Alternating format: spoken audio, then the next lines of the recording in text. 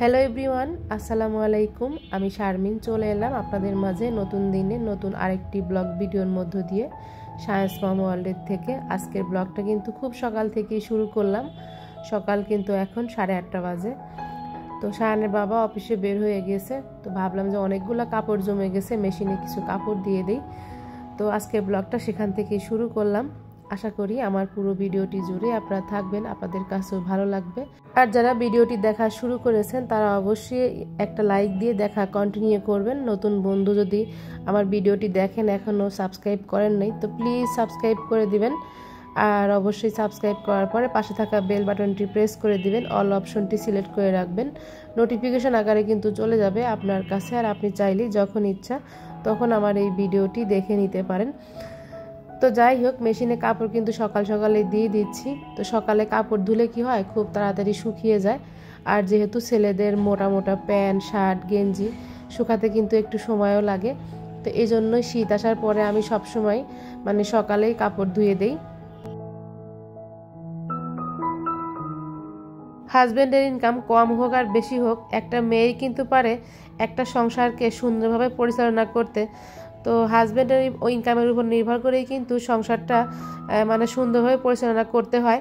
আর আমরা প্রতিটা মেয়েই কিন্তু অনেক বেশি সাংসারিক, আর আমরা সাংসারিক মেয়েরাই কিন্তু পারি একটা সংসারকে আসলে সুন্দরভাবে পরিচালনা করতে, সংসারের মানুষগুলোকে ভালো রাখতে। তো আসলে আমাদের জীবনে চাহিদা যত কম হবে আমাদের জীবনটা কিন্তু ততই সুন্দর হবে।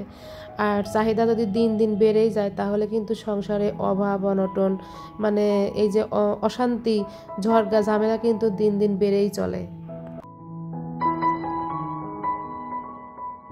আর সব থেকে বড় কথা হলো, আমাদের যাদের সংসারের বয়স 10-12 বছর বা 15 বছর হয়ে গেছে, তো আমরা কিন্তু পাওয়া না পাওয়ার মাঝে সংসারটা সুন্দর করে করে গুছিয়ে এসেছি আর কি। কিন্তু এখনকার মেয়েরা সংসারটা আসলে সেভাবে কিন্তু কখনোই করবে না। এখনকার মেয়েদের এত বেশি বিলাসিতা করে, এত বেশি চাহিদা। তো আসলে এই মেয়েগুলা কিভাবে সংসার করবে বা কিভাবে এদের চাহিদা মিটিয়ে সংসারটা টিকিয়ে রাখবে, সেটাও কিন্তু একটা চিন্তার বিষয়। তো এখন দেখা যায় যে ঘরে ঘরে ঝড়গা ঝামেলা, কার হাজবেন্ড কি কাকে দিল, বউকে দিল, তো সেটা দেখে কিন্তু আরেকজনের বউ জ্বলে পুড়ে যায়।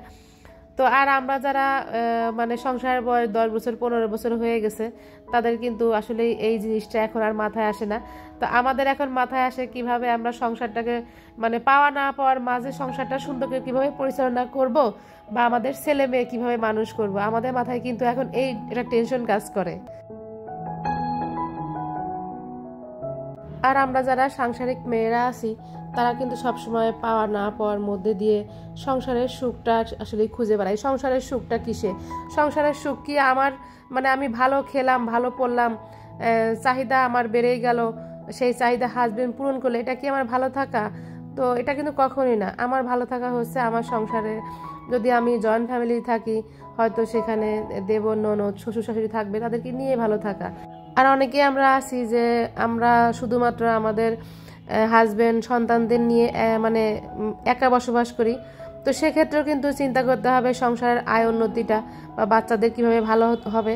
তো আসলে নিজের শখ আহ্লাদগুলা একটু কমিয়ে দেখা যায় যে সংসারটাকে মানিয়ে গুছিয়ে কিন্তু করতে হয়। হয়তো আমার এই কথাগুলো শুনে অনেক আপুদেরই মনে হবে আপনিও তো সিঙ্গেল সংসার করেন, আপনার সংসারে তো শ্বশুর শাশুড়ি ননদ দেবর নাই। তো সেক্ষেত্রে আসলে আমি বলবো, তো আমার বিয়ের কিন্তু 15টা বছর তাদের শ্বশুর শাশুড়ি দেবর ননদ এদেরকে নিয়ে কিন্তু আমি সংসার করেছি। তো বিগত 8 বছর হচ্ছে আমার সংসারটা আলাদা হয়েছে। তো সেক্ষেত্রে কিন্তু বলতেছি, তো যখন 15 বছর সংসার তাদের সঙ্গে করেছি তখন কিন্তু করে যে একটা কথা বলবো সেটাও কিন্তু কখনো বলতে পারিনি। শ্বশুর শাশুড়ি বা হাজবেন্ড যে ডিসিশনটা নিয়েছে, যেটা করেছে সেটাই কিন্তু আমি সায় দিয়েছি, সেভাবেই কিন্তু মানিয়ে গুছিয়ে করেছি। কিন্তু এখনকার যুগের মেয়েরা অল্প দিনে 2-1 বছর সংসার হতে না হতে এরা কিন্তু আলাদা থাকে। সে কিভাবে স্বামী নিয়ে সন্তান নিয়ে আলাদা সংসার করবে সে কিন্তু সেই চিন্তা করে। কিন্তু আমাদের সময় এগুলো কিন্তু এরকম ছিল না। আমার ছোট ছেলে সায়ান যখন হয়, তো 8 বছর আগে আর কি, তখনকের থেকে কিন্তু আমি আমার সংসারটা গোছানো শুরু করেছি। তার আগ পর্যন্ত কিন্তু ওই শাশুড়ি ছেলে মেয়েকেই মানুষ করেছে আমার হাজবেন্ড। তো এই জন্য সংসারটা গুছাতে পারিনি। ছোট ছেলেটা হওয়ার পর থেকে যখন দেখা গেল একটু ঝামেলা কমে এসেছে, তখন থেকে কিন্তু সংসারটা গোছানোর চেষ্টা করছি। তো গুছাতে গুছাতে এই পর্যন্ত এসেছি আর কি। তো যাই হোক, আলহামদুলিল্লাহ যতটুকু করেছি। তো অনেক কথা কিন্তু বলেছি আপনাদের সাথে, ঘরের কিছু কাজ গুছিয়েছি। দুপুরে শুধুমাত্র একটা তরকারি রান্না করেছি, মানে ছোটো মাছ চচ্চড়ি করেছি। গত ভিডিওতে দেখেছিলেন অনেক বেশি পরিমাণে মহিষের মাংস রান্না করেছিলাম। তো আসলে মাংস থাকলে বাচ্চাদের কোনো খাবারের আর মানে ঝামেলা করতে হয় না। তো ওরা কিন্তু একদম চুপচাপ সব কিছু খেয়ে নেয়। কিন্তু আমার বা আপনাদের ভাইয়ার একবেলা যদি একটু মাংস খাই, পরের বেলা আর মাংস খেতে ইচ্ছা করে না। তখন মনে হয় যে অন্য তরকারি দিয়ে ভাত খেলে মনে হয় শান্তি লাগতো।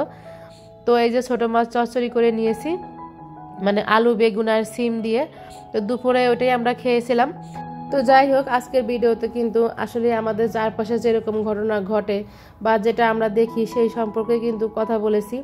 তার সাথে নিজের ব্যক্তিগত বিষয় নিয়েও অনেক কথা বলে ফেলেছি।